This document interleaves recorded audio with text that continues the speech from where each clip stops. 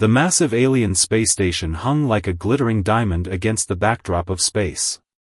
Inside, Representative Smith of Earth walked through its pristine halls, his boots making soft sounds on the polished floor. He was the first human to ever set foot in the Galactic Council's headquarters, and he couldn't help but notice how empty everything seemed. Strange, he thought, looking at his watch. It was 9 a.m. Earth Standard Time, converted to match the station's day cycle. According to his schedule, this was when the Council's workday began. A tall, blue-skinned alien rushed up to him, moving with the natural grace of a species that evolved in lower gravity.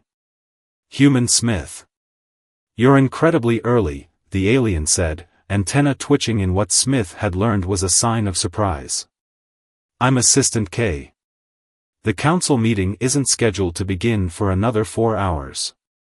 Smith checked his papers again. "The message I received said the workday starts at 9th hour. "Oh yes," Kay said, "but that's just when we arrive. We need time to prepare ourselves mentally and physically for the day's tasks. The actual work begins at 13 hour. Smith blinked in confusion. "You spend 4 hours, preparing to work?" "Of course. Don't humans?" Kay's antenna drooped in concern. "It's essential for maintaining proper work-life balance. Too much strain can damage the spirit." "Well," Smith said carefully, "on Earth, most people start work when they arrive. Some even start earlier, checking emails during their commute." Kay's blue skin turned a pale shade of gray. During travel time? But that's personal time." The alien looked like it might faint. "Many humans work through lunch too," Smith added, not mentioning how he'd often eaten at his desk during his years in Earth's diplomatic service. Kay grabbed the nearest wall support. Please tell me you at least take your mandatory 3-hour rest period in the middle of the day?" 3 hours? Smith couldn't help but laugh. "Most humans get 30 minutes to an hour for lunch, if they take it at all." The alien's legs gave out, and Kay slid down the wall to sit on the floor. But when do you contemplate the universe? When do you achieve harmony with existence?" "Usually after work," Smith said. "Though some people do that during their morning commute too." A small crowd of aliens had gathered now, drawn by Kay's obvious distress. They whispered among themselves, their various appendages moving in gestures of shock and dismay. And how long is your workday?" one brave soul asked. "Standard is 8 hours, but many do overtime. 10, 12 hours isn't uncommon in some industries. I knew people in startup companies who worked 16-hour days." The crowd gasped in horror. One alien actually fainted. 16 hours? Kay whispered. That's slavery. It's impossible. No species could survive such torture." Smith shrugged. "We manage. Some people work 2 or 3 jobs too." The corridor erupted in chaos. Aliens were running in all directions, some crying out in different languages that his translator couldn't keep up with. Emergency medical staff arrived to tend to the fainted alien. A new figure approached through the chaos, a tall, red-scaled alien wearing the formal robes of a council member. "I am Head Counselor Red," they said. "Is it true what I'm hearing? Humans regularly work more than our maximum safe limit of 4 hours per day?" 4 hours? Smith tried to hide his surprise. "Yes, that's correct. Most humans work at least twice that." The head counselor's scales rippled in what Smith recognized as deep thought. "And your species hasn't collapsed? No mass die-offs? No planetary-wide mental health crises?" "We have our problems," Smith admitted, "but we're managing. Actually, we've been increasing our productivity every year." "Impossible," Red whispered. "Unless..." Their eyes widened. "Unless humans are some kind of super beings, evolved to withstand conditions that would break any other sentient species." Smith tried to interrupt, to explain that humans weren't super beings at all, just regular people doing their best to get by. But the head counselor was already shouting orders. Emergency council session. Now. We must document this. The humans, they're not just another spacefaring race. They're something else entirely. Red turned to Smith. Please, you must tell us everything. How do your people endure? What secrets have you unlocked? The galaxy must know. As Smith was rushed toward the council chambers, he couldn't help but think about all the times he'd complained about his own work hours. Who would have thought that humanity's long-standing practice of overworking would be seen as a superpower by alien civilizations? Behind him, he could hear Kay still sitting on the floor, mumbling in shock. They work during commute time, they work during lunch, by the stars, what kind of monsters have we let into the galaxy? Smith smiled to himself. He couldn't wait to tell them about overtime pay, weekend shifts, and the concept of being on call. Maybe he'd save the explanation about coffee for another day. He wasn't sure the council could handle any more surprises just yet. The Galactic Council chamber was a massive room with curved walls that reached up into darkness. Hundreds of alien representatives sat in rising circles, like a giant theater. Their bodies came in all shapes and sizes, some had tentacles, others had wings, and a few were just clouds of glowing gas. Smith sat in the center of the room at a small desk, feeling like he was back in school being called to the principal's office. Except this time, the principal was a group of the most powerful aliens in the galaxy, and they all stared at him like he was some kind of science experiment. Head Counselor Red stood at the main platform. This emergency session will now begin. Our topic, the shocking revelations about human work practices. Representative Smith, please explain to the council how a typical human workday functions. Smith cleared his throat. Well, on Earth, most people wake up around 6 or 7 a.m. They get ready for work, maybe help their children prepare for school, and dash. Children, a purple alien interrupted. Your young attend education centers while adults work? Yes, Smith said. School usually runs about the same hours as a workday. The chamber filled with horrified whispers. A translator nearby started converting some of the alien languages. Their children too? From such a young age? No wonder they're like this. Please continue, Red said, though their scales had turned a pale pink color. Most people arrive at work between 8 and 9 a.m. They might check their emails first, then attend meetings, work on projects. Meetings? Another alien asked. You mean, group work sessions? How many? It varies. Some days might have 3 or 4 meetings. In one day? The alien's tentacles curled up in distress. But that's more meetings than we have in a month. Smith tried to continue. After meetings, there's usually individual work time. Many people eat lunch at their desks so they can keep working. Stop. A small, green alien stood up, its body glowing with agitation. You mentioned this desk eating before. You mean to tell us humans regularly consume nutrition while still performing work tasks? Sometimes, Smith said. Especially if there's a deadline coming up. The green alien sat down heavily, muttering something that sounded like a prayer. And what is this deadline you speak of? Red asked. It's a time when work must be completed by, Smith explained. If you don't finish by the deadline, there might be consequences. The chamber erupted in chaos again. Several aliens began making high-pitched keening sounds that hurt Smith's ears. Consequences? Red's voice boomed over the noise. You mean, punishment for not completing tasks fast enough?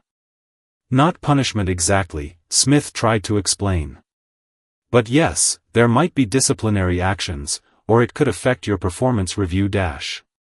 Performance review? Kay, who had recovered enough to join the session, spoke up from a corner. You mean humans are judged on their work speed?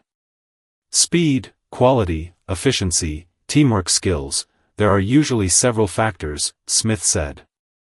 A large alien that looked like a friendly bear fainted, causing a minor earthquake when it hit the floor. Medical teams were starting to look overwhelmed.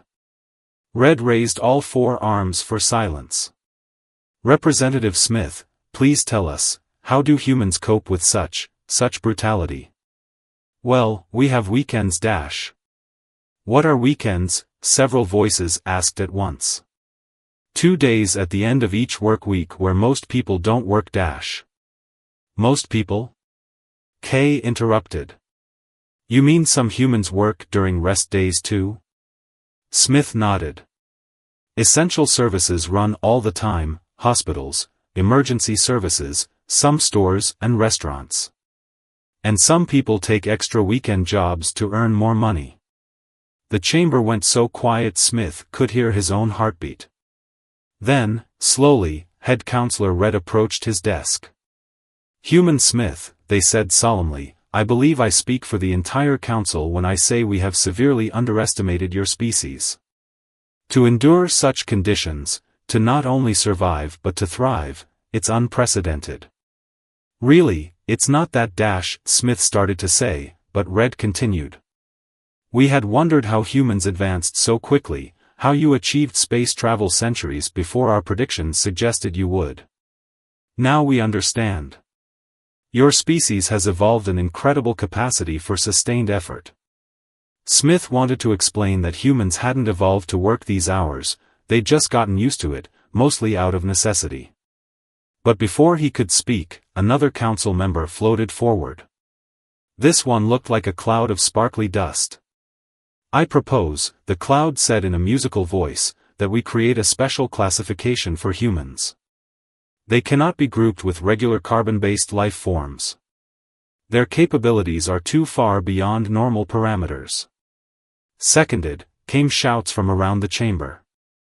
Wait, Smith tried again, we're just regular people. Regular people don't work through lunch. Kay called out. Regular people don't have meetings every day. Regular people don't work on rest days. The chamber filled with sounds of agreement. Red raised their arms again. It is decided then. Humanity will be classified as an ultra-high endurance species. All trade agreements and diplomatic relations will be adjusted accordingly. They turned to Smith. We cannot expect your people to operate at our limited pace.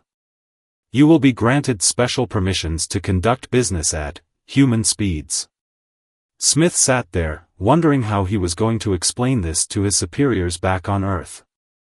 Somehow, humanity's questionable work-life balance had just become their biggest diplomatic advantage. Oh, Red added, and we insist you teach us about this coffee substance you mentioned earlier. Our scientists are very interested in studying any chemical compounds that enable such extraordinary feats of endurance. Smith sighed. This was going to be a very long day, by human standards or alien ones. 2 weeks after the emergency council session, Smith stood in his new office on the space station, staring at the mountain of requests on his desk's holographic display. Ever since humanity had been classified as an ultra-high endurance species, every alien race in the galaxy wanted to learn their secrets. Human Smith. Kay burst into the office, antenna wiggling with excitement. The first shipment of coffee has arrived from Earth. Smith looked up from his work. Already? I thought it would take another week. We used our fastest ships, Kay said. The Council considers this a top priority research project. Smith followed Kay through the station's corridors. Aliens of all species stopped to stare at him, whispering among themselves. He caught fragments of conversations. There goes the human who works through lunch. I heard they only sleep 6 hours a night. My cousin said they answer work messages during vacation time. The research lab was packed with alien scientists when they arrived. At the center of the room sat a simple coffee maker from Earth, surrounded by complex scanning equipment. Is it safe to approach? One scientist asked, hiding behind a protective screen. Smith tried not to laugh. It's just a coffee maker. It's not dangerous. But it produces the substance that allows humans to violate the laws of biology, another scientist said. Surely such power must come with risks. Smith pulled out a bag of coffee beans from Earth. The scientists backed away nervously. These are just roasted coffee beans, he explained, showing them. You grind them up, add hot water, and drink the result. It's very simple. Simple? A scientist with 8 eyes blinked, all of them at once. Like how splitting atoms is simple? Like how faster-than-light travel is simple? No, really, Smith said, starting to make a pot of coffee. People have been doing this for centuries. It's just a drink that helps you feel more awake. The scientists took careful notes as Smith demonstrated each step. Their instruments hummed and beeped, recording everything. The aroma molecules are causing increased neural activity in my sensory organs, one scientist reported. The heat signature matches no known weapon system, another added, sounding disappointed. When the coffee was ready, Smith poured himself a cup. The aliens watched in tense silence as he took a sip. Would anyone like to try it? He offered. The scientists looked at each other nervously. Finally, Kay stepped forward. I volunteer, they said solemnly. For science. Smith poured a small cup for Kay, warning them that it was hot. The alien lifted the cup with trembling hands. Remember me as a hero, Kay said to the others, then took a tiny sip. Everyone waited.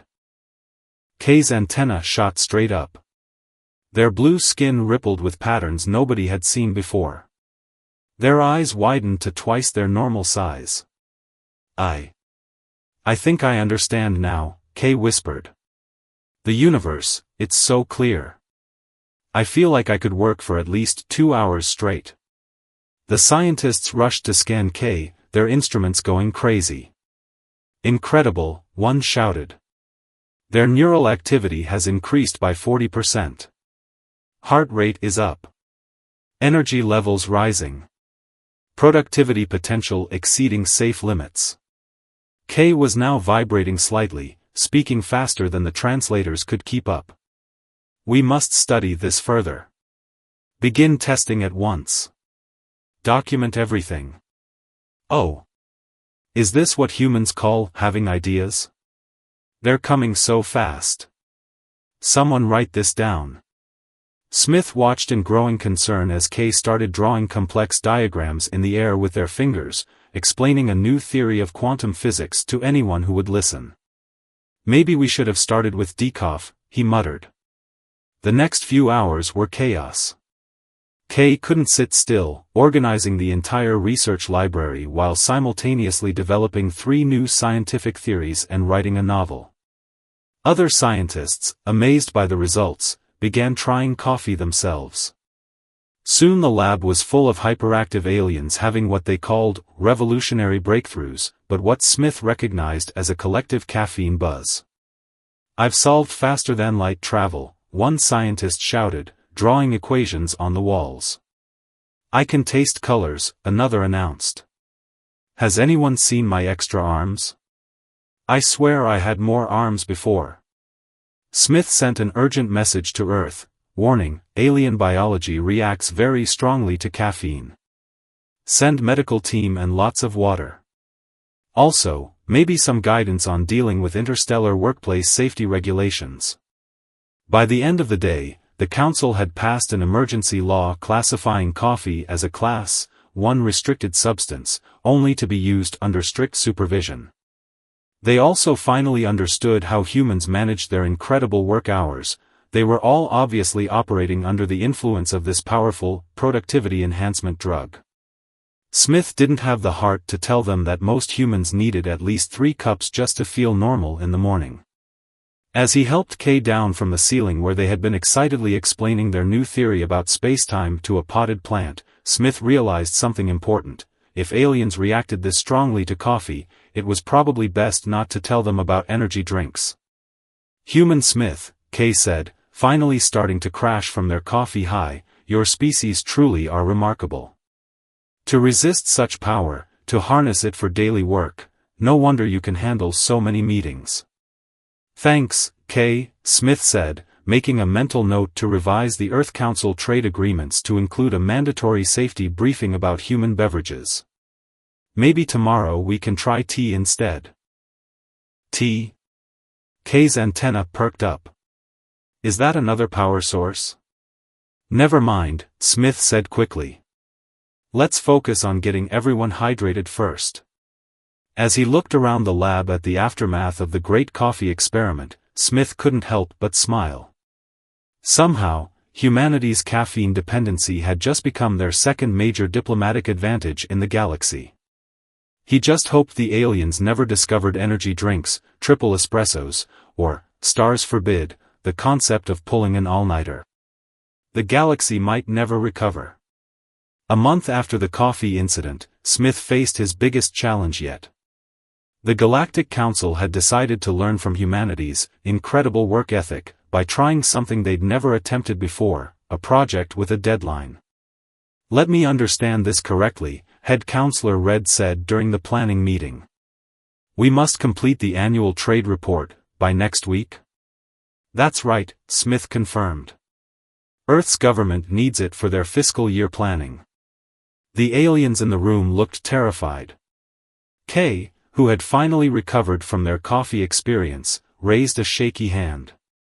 But that's only 7 days. The last annual report took us 3 years to finish. 3 years? Smith tried to hide his surprise. How is it an annual report if it takes 3 years? We like to be thorough, Red explained. We contemplate each word choice, meditate on the deeper meaning of trade statistics, and take regular breaks to prevent spiritual exhaustion. Smith checked his tablet. Earth needs it by next Friday. We'll have to work faster. The words "work faster" caused several aliens to need emergency calm-down sessions with their therapists. But the council had promised to match human productivity levels, so they agreed to try. The next day, Smith walked into the biggest meeting room on the station. Hundreds of aliens sat at desks, looking nervous. Each had a water bottle filled with heavily diluted tea. Coffee had been banned after 3 more incidents. Okay, Smith said, standing at the front. Let's start with the basic trade numbers from each sector. Question, an alien called out. How long should we spend contemplating the spiritual significance of each number? No contemplation, Smith said firmly. Just write the numbers down. The alien looked scandalized. Just write them? Without exploring their deeper meaning? That's right. We can explore deeper meanings after the deadline. The room filled with shocked whispers. One alien started crying. I know this is different from your usual way, Smith said kindly. But remember, you're the ones who wanted to learn about human work methods. The aliens nodded bravely and began working. Smith walked around, helping where he could. He showed them how to use spreadsheets instead of spending 3 hours drawing each number by hand to capture its essence. He taught them about copy and paste. Though several aliens insisted this was clearly dark magic. By day 3, something amazing happened. The aliens started getting faster. They learned that decisions didn't always need 6 committee meetings and a poetry session. They discovered that lunch could, occasionally, take less than 2 hours. Human Smith. Kay called out excitedly on day 5. I just completed a whole page without taking a meditation break. That's great, Kay. Smith smiled. How do you feel? Like my brain is on fire and my soul is screaming, Kay said cheerfully. Is this what humans call being productive? The report was finished by Thursday afternoon, the fastest project completion in Galactic Council history. The aliens were exhausted but proud. We did it, Red said in wonder, staring at the completed report. We worked, like humans. Well, almost, Smith said. You still took more breaks than most humans would. You mean humans work even faster than this? Kay looked faint. No wonder you're classified as ultra-high-endurance beings. As Smith prepared to send the report to Earth, he overheard two aliens talking. Maybe we should try more human methods, one said. We got so much done. I heard they have something called pulling an all-nighter, the other whispered. Should we try that next? Smith quickly interrupted that conversation. The success of the rushed annual report had unexpected consequences. Other alien species started asking for human work consultants. Smith found himself hosting a galaxy-wide video conference to teach human productivity techniques. Remember, Smith told Kay before the call, we invited representatives from 50 different worlds. Some of them have never seen humans before. Don't worry, Kay said, antenna twitching with excitement. I've prepared a 3-hour meditation session to begin the meeting. No meditations, Smith said firmly. Human video calls are quick and to the point. Kay looked horrified. But how will we achieve spiritual harmony with the participants? We'll send emojis in the chat. The video call started precisely on time, which already shocked most participants. Many were still in their pre-meeting relaxation poses when their screens lit up. Welcome everyone, Smith began. Today we'll discuss basic human work efficiency - Wait, a voice interrupted. We haven't done the traditional 7-cycle greeting ceremony. Or the customary poetry reading. I haven't finished aligning my chakras. Smith took a deep breath. In human meetings, we usually just say, hello, and start. The silence was deafening. One alien's faces, they had 3, all showed different stages of shock. But how do you establish proper meeting energy? Someone asked. We don't, Smith said. We just show some slides and talk about them. Slides? Several aliens gasped at once. Smith opened his presentation. The first slide showed a typical human office schedule. As you can see, humans typically have multiple meetings per day. The chat exploded. Is this some kind of horror presentation? My tentacles are trembling. Someone comfort the younglings. Please stay calm, Smith said. This is normal for humans. We even have something called back-to-back meetings. One alien promptly disconnected. Another started making high-pitched keening noises. Back, to, back? Kay translated for some confused species. They do meetings, without recovery time? Smith continued bravely. We also have something called working lunch where we eat during meetings.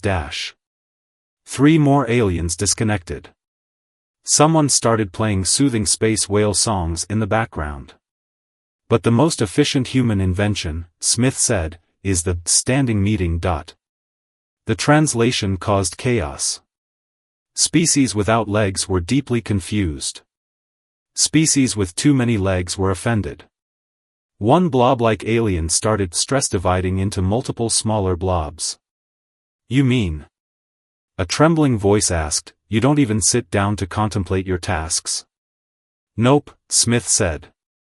We stand up to keep the meeting short and efficient. The chat was now full of alien emoticons that Smith's translator couldn't decode. Kay explained they were mostly variations of experiencing existential crisis. And finally, Smith said, showing his last slide, we have something called reply all. That was the last straw. The video call crashed from too many aliens trying to disconnect at once. Emergency mental health broadcasts began playing across several sectors of the galaxy. Later, in Smith's office, Kay was still processing what they'd learned. Human Smith, they said, I believe I understand now why your species reached the stars so quickly. Oh? Yes. You were probably trying to escape your own work culture. Smith laughed. Actually, we brought it with us. Humans are already setting up offices on Mars. Kay's antenna drooped. The galaxy isn't ready for this level of efficiency, they said. Perhaps we should classify your work habits as a weapon of mass productivity. Don't worry, Smith said. We'll start smaller next time. Maybe just teach them about casual Fridays first. What's a casual Friday? Well, Smith began, but then decided the galaxy had had enough shocks for one day. The concept of wearing jeans to work could wait for another time. 6 months into his role as humanity's work culture ambassador, Smith faced his greatest challenge yet, explaining the concept of performance reviews to the Galactic Council.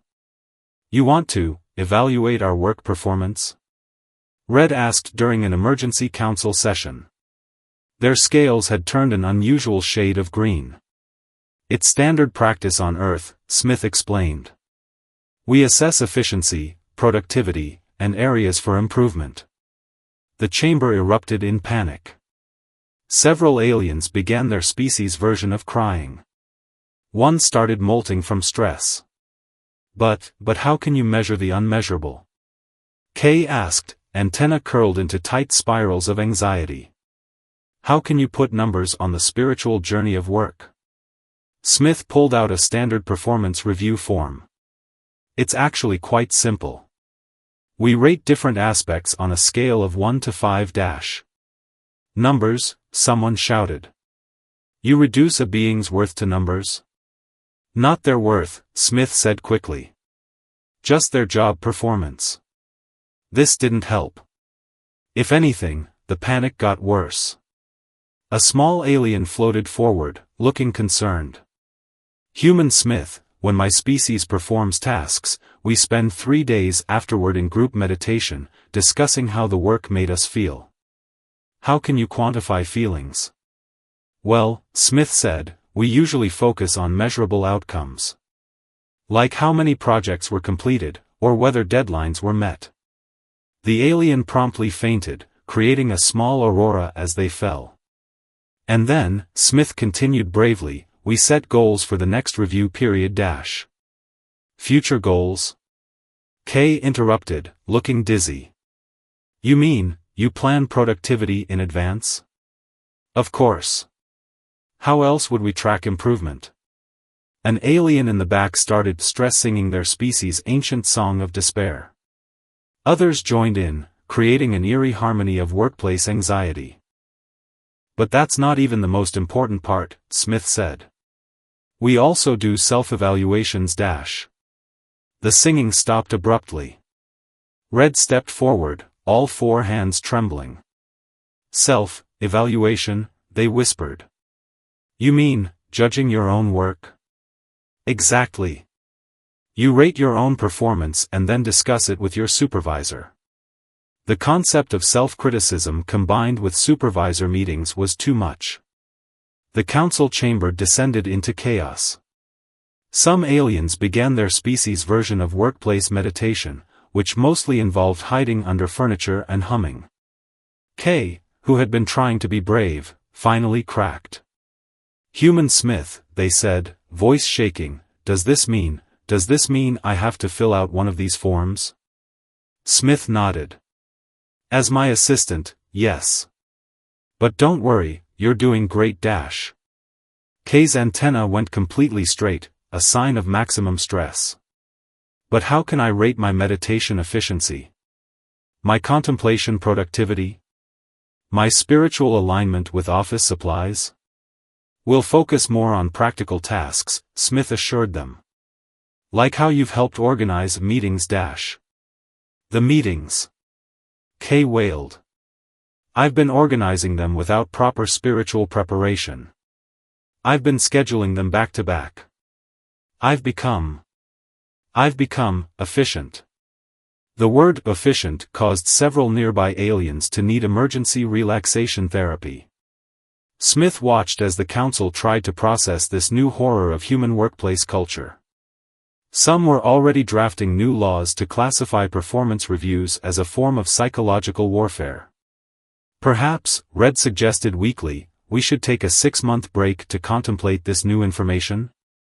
Actually, Smith said, performance reviews are usually done annually, so we have 6 more months to prepare. 6 months? Kay whispered. Only 6 months to achieve perfect spiritual harmony with productivity metrics? Smith decided not to mention that on Earth, some companies did quarterly reviews. The galaxy definitely wasn't ready for that level of workplace intensity.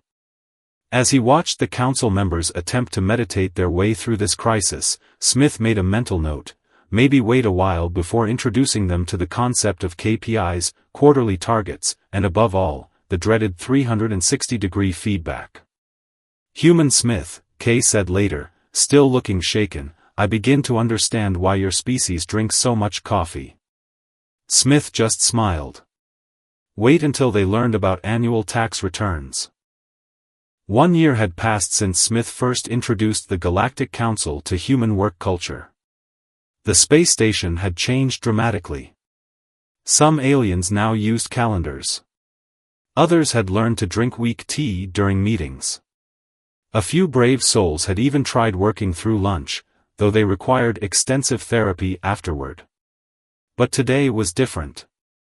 Today, the Council would vote on the Human-Alien Workplace Integration Protocol, a document that had taken months to prepare, down from the usual decades. Smith stood before the Council, remembering how it all started. A year ago, you thought humans were some kind of super beings because we worked 8-hour days. 9 hours if you count lunch, Kay added, their antenna twitching.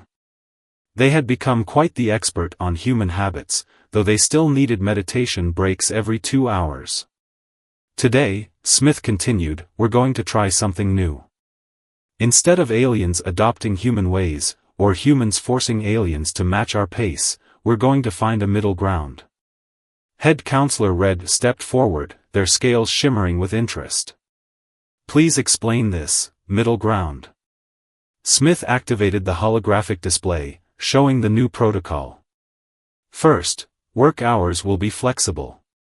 Humans can keep their 8-hour days, while other species can maintain their traditional 4-hour limits with meditation time. Several aliens sighed in relief. Second, meetings will have 2 tracks. A human speed track for urgent matters, and a contemplative track for issues requiring deeper spiritual consideration. Third, coffee remains a controlled substance, but we're introducing a new drink called Cosmic Calm, a blend of earth chamomile tea and alien relaxation herbs. Kay raised their hand. Will it still let us taste colors? No, Kay. That's why it's called Calm. Fourth, performance reviews will be modified for each species. Humans can keep their numerical ratings, while aliens can use their traditional methods, as long as they actually complete them sometime within the same year. The council chamber buzzed with discussion. Some aliens were already trying to calculate how many meditation cycles they could fit into a human lunch break. Finally, Smith said, we're introducing a new concept that combines both cultures. We call it productive meditation. The room went quiet. Even the floating gas clouds seemed to pause. The idea is simple, Smith explained. Instead of seeing efficiency and contemplation as opposites, we combine them. Humans learn to take mindful breaks, while aliens learn to focus their meditation on practical goals. But how? Asked a skeptical council member. Smith smiled. Let me demonstrate. Kay, remember when you first tried coffee? Kay's antenna drooped in embarrassment. You mean when I tried to teach quantum physics to a plant? Right. All that energy, but no focus. Now imagine if you'd had your meditation training to help channel it. Think how much you could accomplish if you combined human drive with alien mindfulness. The council members looked at each other. It was such a simple idea, yet no one had considered it before. We've all been so focused on our differences, Smith continued. Humans push too hard, aliens maybe not hard enough. But what if that's not the real issue? What if we could learn from each other? Red stepped forward. You mean, we could teach humans to find spiritual fulfillment in their work? And we could learn to actually finish things before the heat death of the universe, another alien added. The chamber filled with laughter, a first in council history. Smith nodded. Exactly. Humans could learn to slow down sometimes, to appreciate the journey. And aliens could learn that deadlines aren't always evil. Though they're still mostly evil, Kay muttered. The point is, Smith said, we don't have to choose between being efficient and being mindful. We can be both. The council voted unanimously to adopt the new protocol. Soon, the station was transformed. Meditation rooms were installed next to human-style offices. Aliens learned to use task management software, while humans started each day with 5 minutes of contemplation, some even stayed awake during it. 1 month later, Smith sat in his office, watching through the window as ships from across the galaxy arrived for the first, productive meditation workshop. Kay entered, carrying 2 cups of cosmic calm. Human Smith, they said, antenna curved in a way that indicated deep thought, I've been contemplating something. Oh.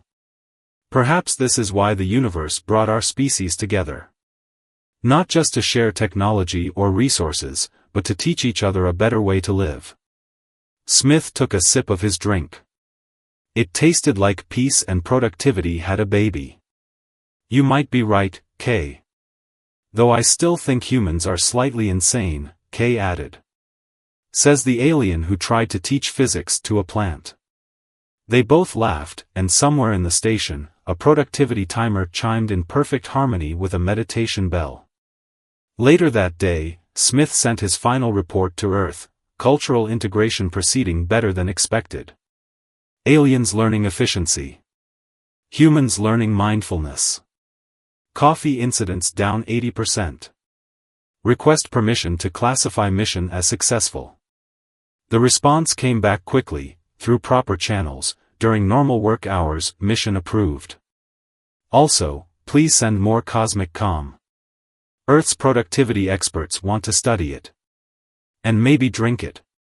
Mostly drink it. Smith smiled as he filed the report, after a brief meditation on the spiritual significance of paperwork. The galaxy was changing, 1 coffee-free day at a time. And if anyone noticed that Kay had started keeping a secret stash of espresso beans for emergency contemplation purposes, well, some things were better left unmentioned in the official records.